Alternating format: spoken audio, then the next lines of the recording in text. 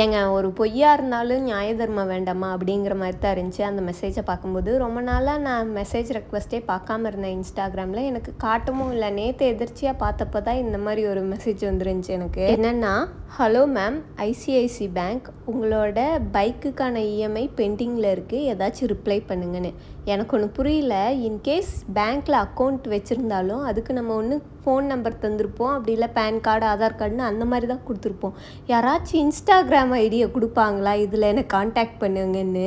அதுவும் இல்லாமல் எனக்கு ஐசிஐசி பேங்க்கில் அக்கௌண்ட்டும் இல்லை, என் பேரில் எந்த வண்டியும் இல்லை. இதை பற்றி என்ன சொல்கிறதுன்னு எனக்கு தெரியல. லஞ்சுக்கு 2 முள்ளங்கி சாம்பார் தான் பண்ணிகிட்டு இருந்தேன்னா பண்ண அவள் எந்திரிச்சிட்டா. பெட்ரூம்லேருந்து தூக்கிட்டு வந்து சோஃபாவில் உட்காந்துருந்தேன், அப்படியே தூங்கிட்டா. மறுபடியும் சோஃபாவில் கொஞ்சம் நேரம் இருக்கட்டும், ஏன்னா சைடில் விழுக முடியாது, 2 சைடும் அணைச்ச மாதிரி இருக்கிறனால. இன்னும் ஒரு அதிசயம்னா, அவ்வளோ நேரம் தூங்கிட்டா அந்த சோஃபாவில் அப்படியே படுத்து. எனக்கு தெரிஞ்சிருச்சு இன்னைக்கு நைட்டு சிவன் ராத்திரி தான் சொல்லிட்டு.